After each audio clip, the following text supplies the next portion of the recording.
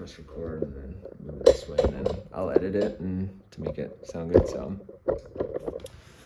my name is Jack Gladfelter. I will be interviewing Michael Schmidt, who is in marketing and media productions for marketing communications.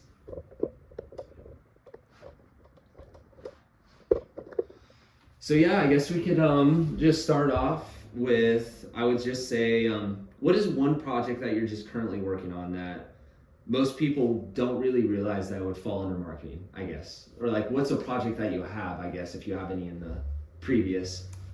Under marketing? That's tricky. Yeah, I mean, I'm doing a lot of like student highlight videos right now.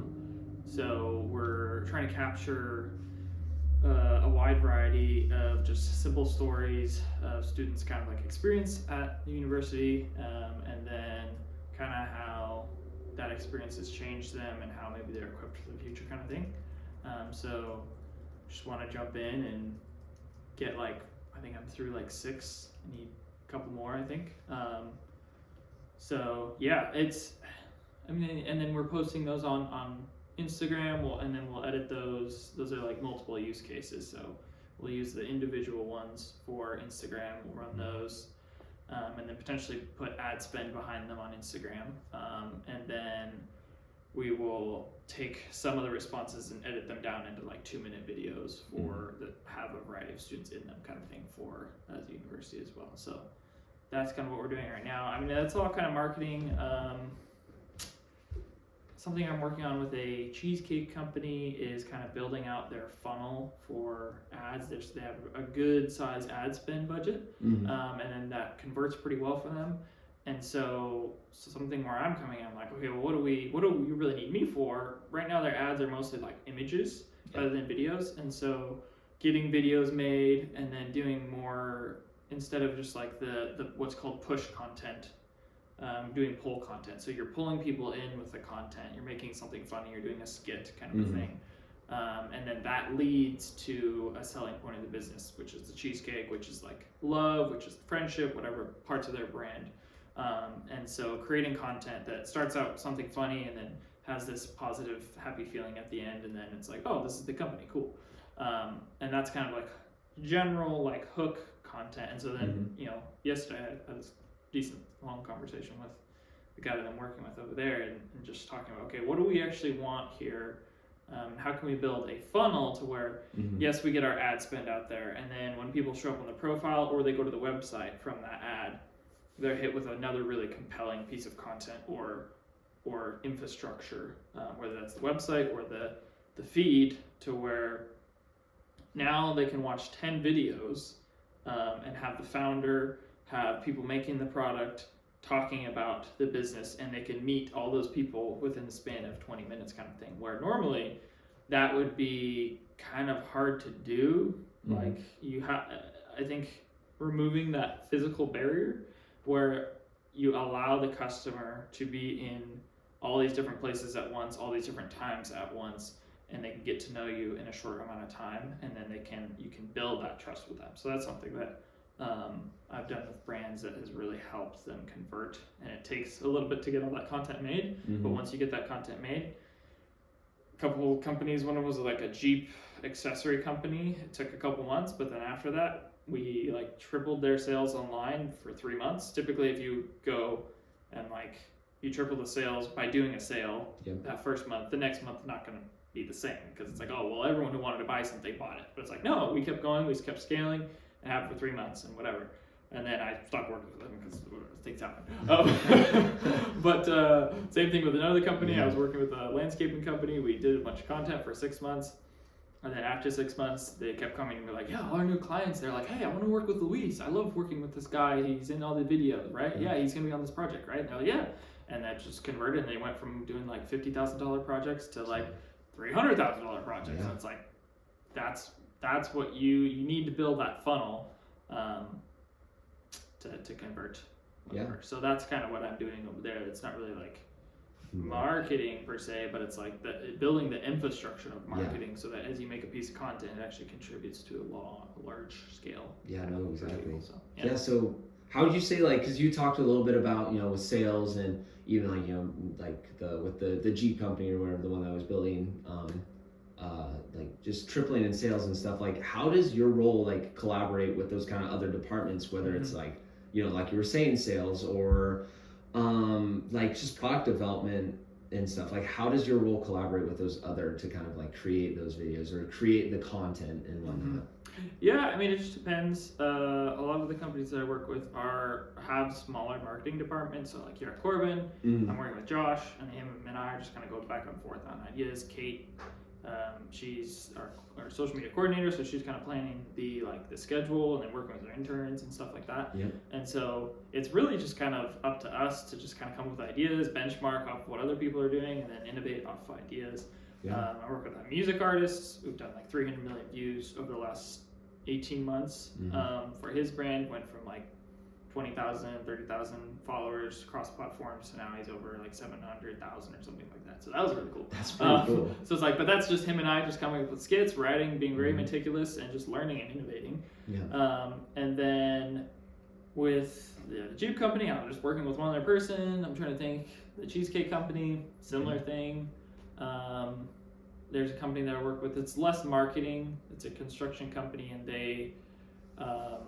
they have 2 people that are in marketing, and they're having me just go do shoots, and then I just edit the stuff that they want, and then they're kind of planning stuff. So I'm less involved in that process, and I'm just kind of making content for them. Yeah.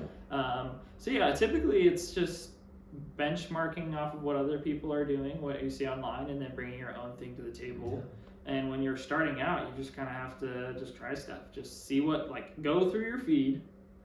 If something has less than 100,000 likes on it, then probably don't start with that. Start with stuff that is doing really well. Just try and copy it. And then as you copy and develop that skill of the timing, of the visuals, of the storytelling, then you can begin to develop your own voice, develop your own art style, whatever. But the art style doesn't matter unless you're actually able to communicate and get in the same rhythm as people as they're scrolling. If you were like taking forever to get to a point in a reel, then people swipe away. So yeah, it's really just come up with ideas, seeing what's out there, seeing what's doing well right now, and then after you do that enough, I've been doing this for 3, 4, or 5 years, something like that.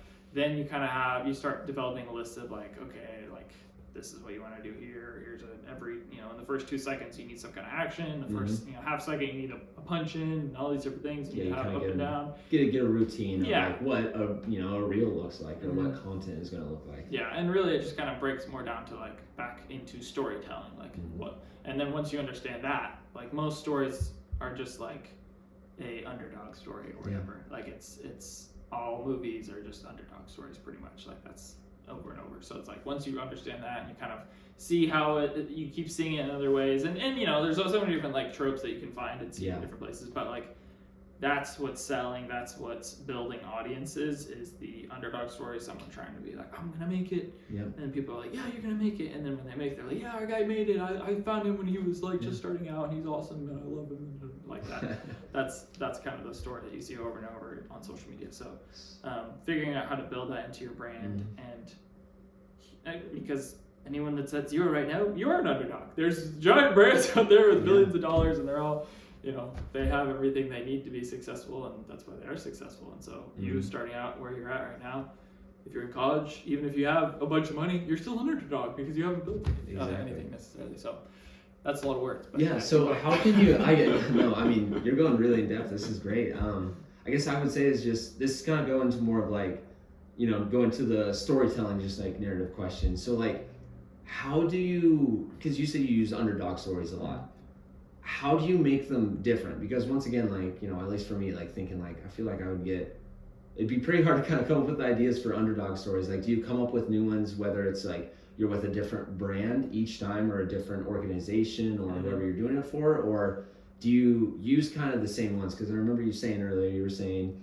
like, you get in a good routine of what a reel looks like and what ideas you can use. Do you reuse some of the same ideas, the same idea where it's like, if it ain't broke, don't fix, or do you challenge yourself and try to come up with new ones each time? I think you're always trying to come up with new stuff because trends are changing and you have to adapt, and you can't, like, some businesses or some creators will find something and they'll stick to it for years, and then you'll watch their views just go down and down because people want something new. They're always looking for something new. Yeah. They're looking for a new way to be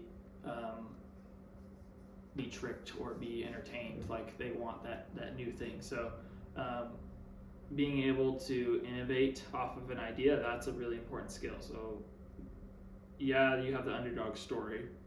So I don't know, we could do it with anything, but you're a track athlete, you're a cross country athlete. Like we're gonna tell your story. We're gonna be like, yeah, Jack, he's from Washington, and we go film with you. We get some cool music. We get a drone shot, and then we have you starting out with like, yeah, when I was in middle school, I wanted to go to the Olympics, and then boom, and then we show you like looking, and then whatever, and then it's like, and then we just show you running on the road, and then you're telling your story a little bit more. Really, you just want people to get to know you. So like when I say underdog story, that might be like we all think of like Rudy or some movie moment where they're like, yeah, like Rocky. It's like Rocky, whatever, That's and it's like iconic. that's the end of that story. The beginning of that story is just like letting people know who you are and like where you're coming from, and then having a really big goal. People want to know what the beginning process is. They're like, where does the person starts up? So then in the future they see like, oh yeah, now he's successful, but we remember him when he started out. So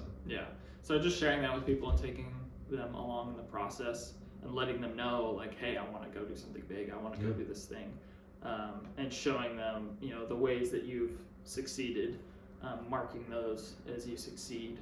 That's important. So it's not really like and I guess within the content, so like an example, the music with the music artists that I work with, like we'll do skits inside the studio, and so he's sitting there working, and he's like sad because the song's not working, and then his buddies come in, and he's like, oh, this isn't gonna work, like I'm running out of time, gotta get the song out, and then his buddies come in, and they're like rocking, they get a burrito or whatever, and they're like rocking out to the song, and he turns and he's like, oh, okay, it actually is a good song, sweet, I'm just like in my head, that's cool, and it's like that. You might be like, well, that's not really an underdog story, but it's like, no, the key thing is like, okay, there's this guy, he's by himself, he's trying to make a song, his friends are there behind him, he doesn't have this giant team, and he's just trying to make a song and get it out before a deadline. The deadline is kind of the overarching big guy, but if you know about this artist, you know that he's independent, so he's just trying. So it's like, there's different layers in there baked, and so it's kind of, you could be like, I think the key thing with the marketing is like identifying the reasons why you think something's going to work. And then when they don't work, then you can learn from those. If you never identify why something should work, then you're never going to learn. If you just can make something, you're like, well, let's see if it goes. And you're like, oh, okay, cool, it went. You're never going to have that like, oh no, I was wrong. I have to figure this out. And that's a really important part of marketing, of trying to build something, is to be wrong. To fail. So you can learn. Exactly, to fail. So No, I know exactly about that. I guess like this one I really like. It's a good question. So when you're building a narrative, or like you're building that story, like how do you make sure the customer, or let's say it's like a brand, like how do you make sure that the customer or the consumer, they stay the hero of the story rather than the brand being the hero? If that makes sense? I mean, I think them getting to participate in your project, in your success, and taking them along the process, and making them a friend, making them like a hero in the fact that they are helping you succeed. I think that's like allowing people to succeed with you, and that's just like taking them along the process. And if you're like super arrogant and like painful to listen to and painful to be around, like they're not going to be able to do that, because they're not going to be able to relate to you. So like my buddy and I, the music artist, we talk about Post Malone and how there's this part in the show, he's playing his guitar, super expensive guitar, it's signed or it's not signed yet, he's a super expensive guitar, and then this gal who's in the front row is like, yo, can I have your guitar? And he's like, sure. Signs it, gives it to her, and then jumps down on stage and like takes a photo with her. And it's like, that's a crazy moment. That's way over the top. But like, he's somebody that you can stand next to. And it's like, he's got all the tats and all those crazy stuff. But like, you want to be, as you're building a personal platform online or business, online, if this is a team of people, Mm-hmm. you want to be people that other people feel like they can just stand next to and relate to. You don't want to. I mean, you could build like this celebrity thing, but in a lot of ways, you're going like whatever you put out there, you're gonna attract. So if you put out yourself as like this really arrogant and like above everybody thing, like you're gonna have people coming to you, like worshiping you and chasing you. So it's like, you want to deal with that? Okay, cool. But like, like that's a stressful life. Yeah. And that's the 2000s era, 1980s, 1990s, whatever. And I think to build a healthy brand now, you want to be somebody that people would want to just like sit and hang out with, kind of thing. So. No, I completely get that. There's a runner that reminds me of a runner, Cole Hawker, and he's that same way where, like, he's somebody you would be fun sitting next to. Because I've had conversations with him. It's one of those things where I think I've had a few times where I've just talked to him. There was one race that was at a elite high school race, but he was there running the pro meet. And he was just, I remember him sitting there and he was asking me about my season, and I'm over here like, dude, you're the pro. Like, what are you talking about? Like, I'm supposed to be asking you these things. So, yeah. That's awesome. Kind of back to the failure, because I remember we were talking about the failure and you need to fail to succeed, obviously. But what was the time when you had a marketing message and that got misunderstood by the viewers, or it got misunderstood? Like, how did you identify it afterwards and just like pivot to clarify it, I guess? Or like, how did you take it and fix it? Or learn from it. Let's go learn from it. I like that. I mean, whatever. Yeah, that's tricky. I mean, I've in terms of like failing content, my strength is that I just go and make stuff. Mm-hmm. If I have an idea, I just go make it and I put it out. I also, after college, I went and worked in a corporate setting. I was a manager at a distribution center, and when you're managing people, you have to be very, in that setting especially, like you have to be very careful in your presentation, careful in how they're all watching you. They're all like all the associates. They're all looking for ways to like take you out or whatever. And so you have to be very intentional with how you're moving. And so that kind of helped me step into the corporate marketing world with Corbin, with some of the other brands, where like if you put something out, like you have to be aware of how people are going to perceive stuff. And so I haven't really had any issues where I posted something and then people get really mad and they like try and cancel you or whatever. Like I haven't anything big like that. I mean, you're still here. So. But like,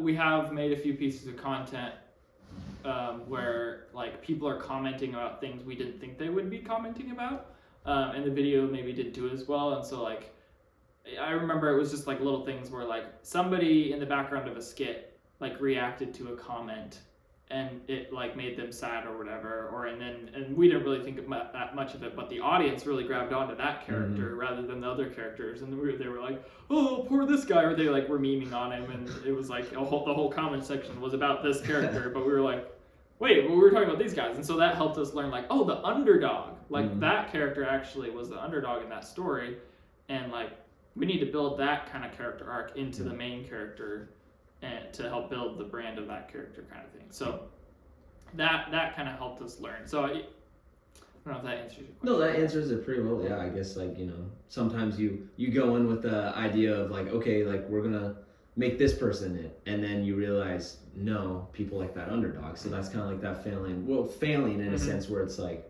oh yeah, I guess like now we can apply it to the next one. So yeah, and so you were saying you worked in the corporate kind of like area after college. Yeah. So like, how did you just handle, I guess like greenwashing is what I would say, where just you're making a brand look more like socially responsible than it actually is? Like, how did you handle that, or did you ever run into a position where there were some things where you had to be like, this isn't true about the brand, but I'm working for them.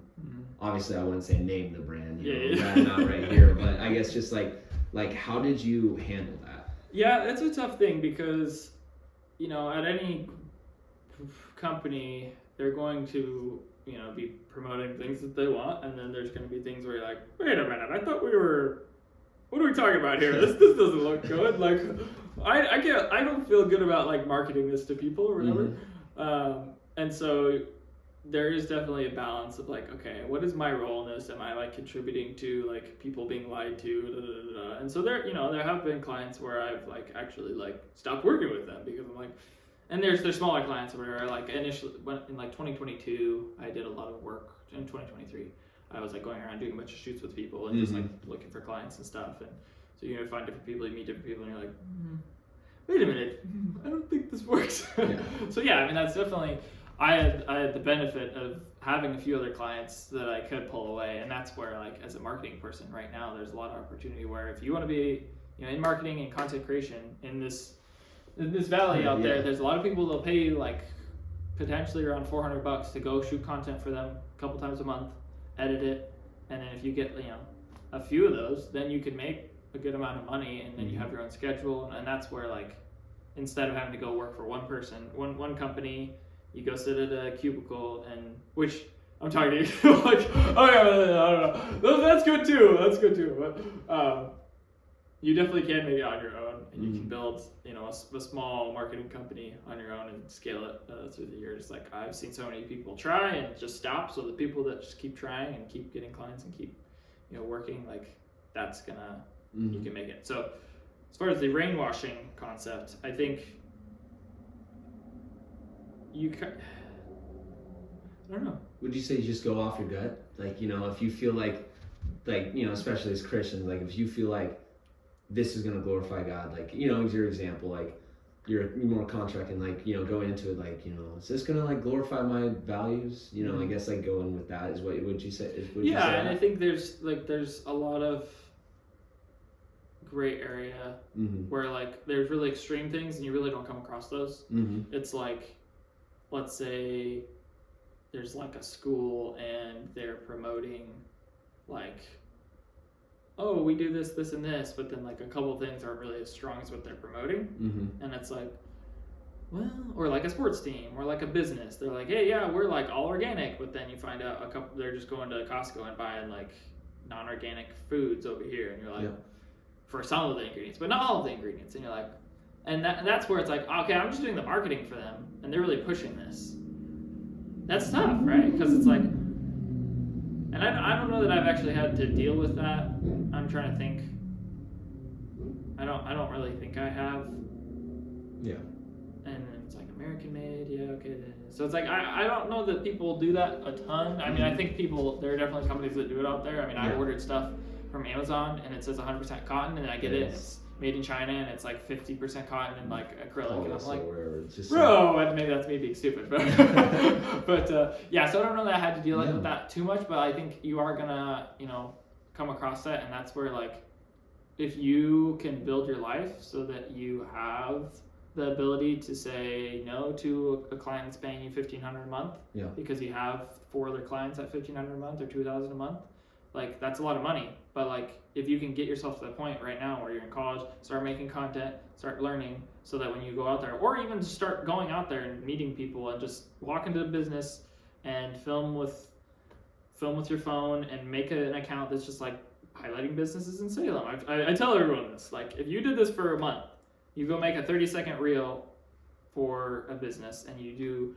one different business every month, you joint post it with them, you do that for a month, I pretty much guarantee you will have enough clients to pay your rent and pay your food and have a life here, and then scale from there. Like it's not like people are looking for, like I can't service the people that are paying $400 a month. It doesn't work for me anymore. But like there's definitely a market out there, and if you do it efficiently, you can make a life. So like doing that, like taking ownership on yourself to not be like, well, these people are doing things bad. It's like, well, you can't really do anything about that at that point. If they're paying you, $3,000, $4,000 a month to be their marketing person, and you don't have the ability to exit that job because of something that they're doing that's wrong, like it's not really on you that they're doing something wrong, but like you have to make sure that like you're stewarding your own like freedom in a way where like you're not signing up for a job. Like you don't know what you're signing up for when you sign up for a job, but like pursue a path that allows you to disconnect, I guess, if you need to, if you're worried about that. But if you get to that point, it's like, oh, there's not really much you can do about it. So. But no, or you go talk to them. I'm kind of like being trite, I guess, but like you can go talk to the manager and be like, hey, like I don't think this is great, and then they'll be like, oh well, you're fired. Yeah, it's like you're done. Like, and that's okay, but it's like, okay, if you want to be able to do something about that, you have to like build a life that allows you to disconnect if needed. Yeah. I guess we're gonna go into some pretty hard topics is what I would say. So obviously with AI and everything, how would you say that's made how would you say it's made your job harder?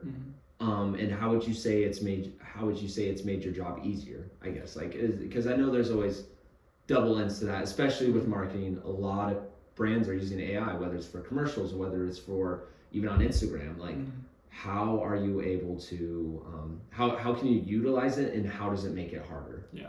Yeah, I mean, I think AI, like, people think it's a lot bigger deal than it is. Like, it is a big deal to have the innovation, but people connect with people.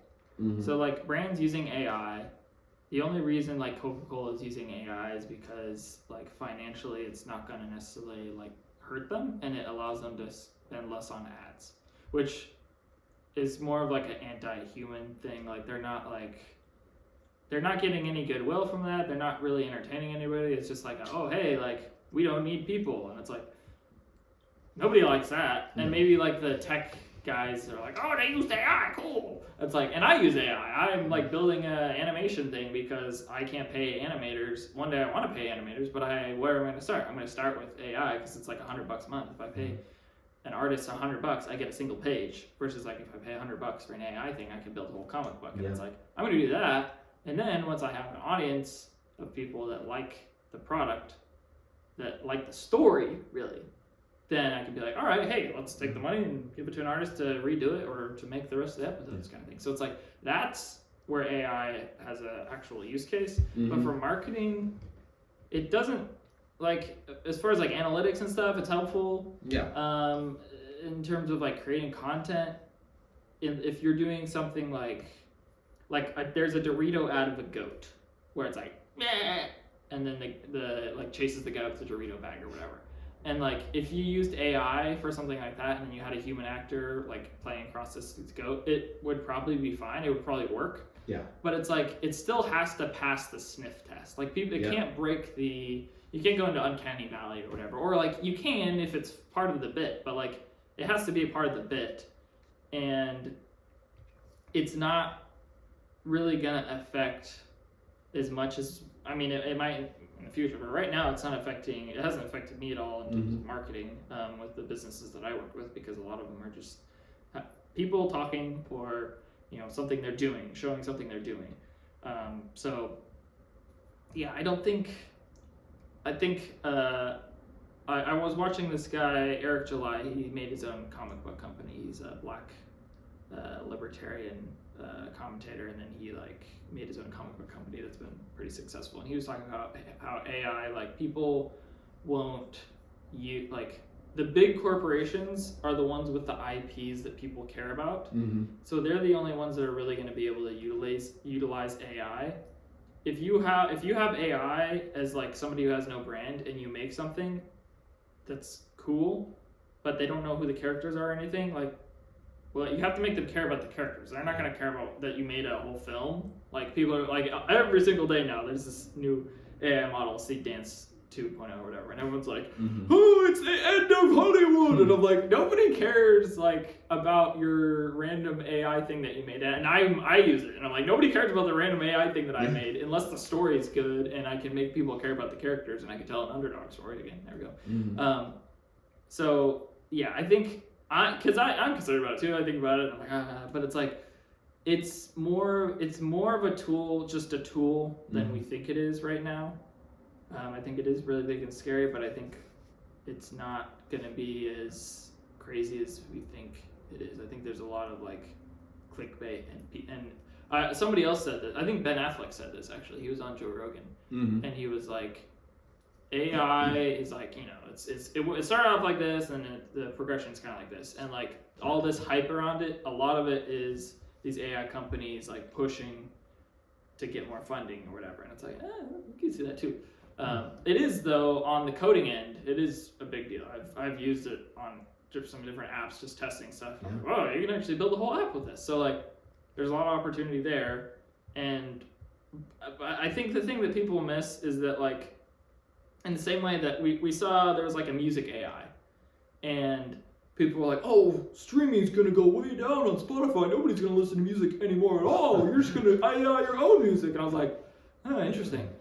And now here we are, like a year later, we're still listening to music. There's AI music on the top charts because people don't know that it's AI music. Yeah. But like, people are still listening to music because it's a person-to-person connection. Yeah. So, yeah, I think that, yeah, it'll disrupt some things. It'll probably transform some bigger things technologically because it's good at coding. Yeah.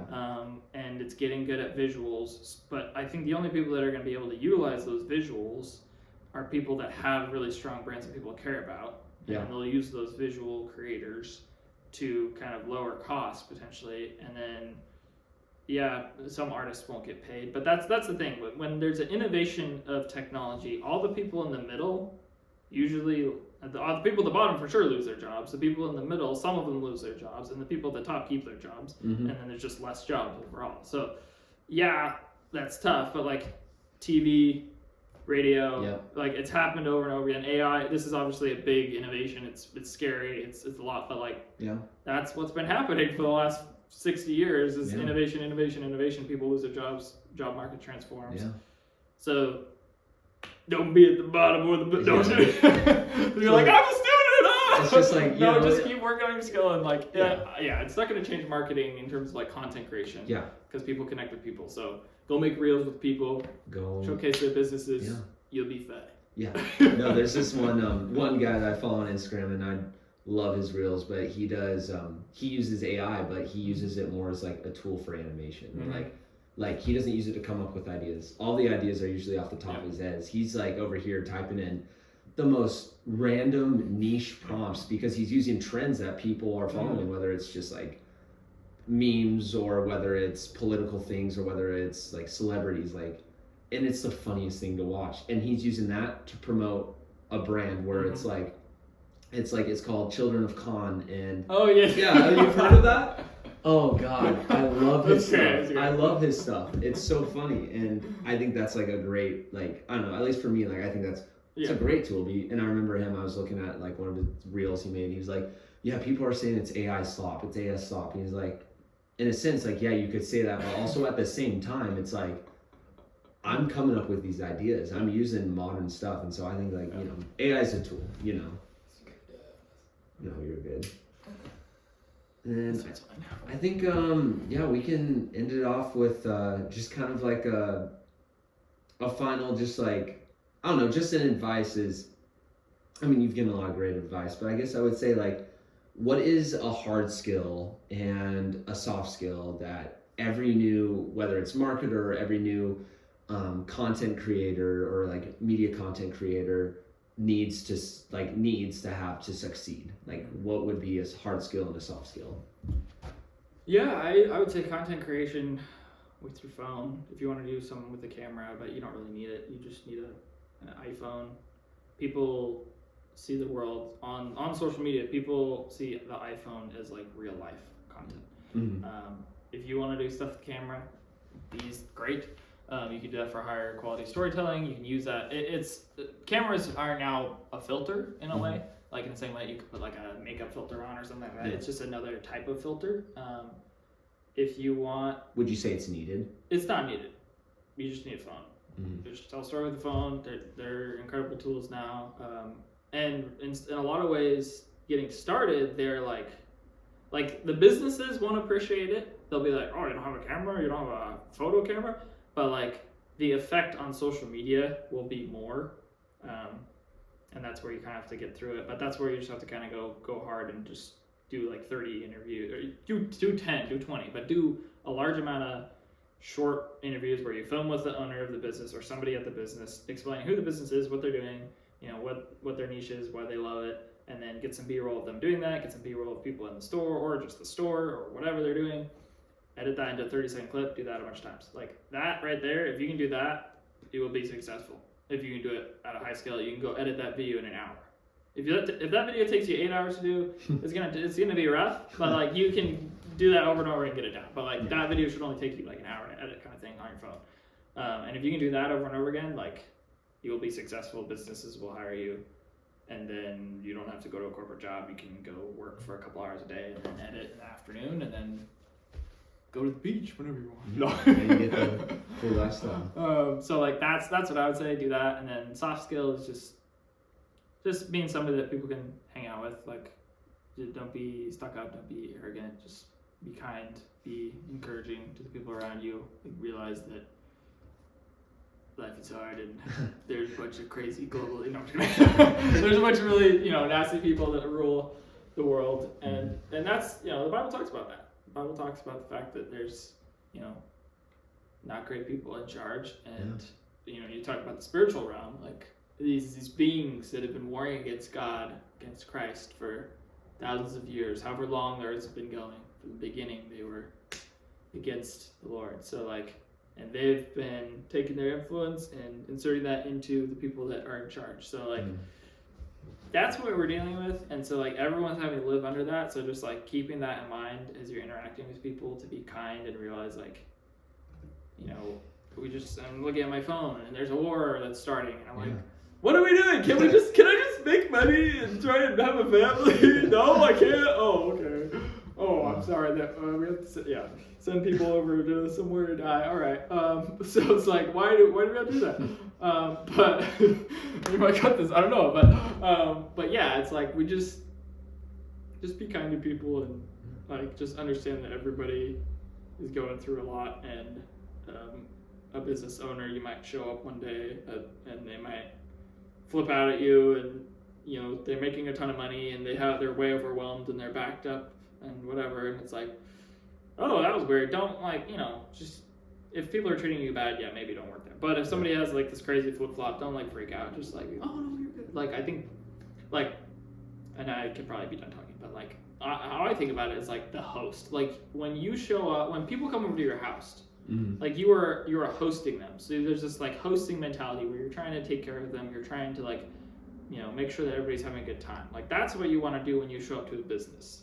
Like, you want to make sure you're taking care of them. You're showing them a good time. You don't want to show up and be like, I need this. Like, there's an element of like media production, content creation, where you do need to like assert yourself and be like, hey, okay, so we need to do this. Like, this is the timeline. We got to do this, and this. Yep. But like, overall, you should be the host of the event. You should be there to take care of people's needs. If somebody's having a breakdown over here, you shouldn't be like, shut up, get out of here. It's like, no, like, oh, okay, like, we're fine. We don't need to do this right now. Like, they're doing their thing. Like, we can do this shoot over here. Like, we're going to have to come back another day.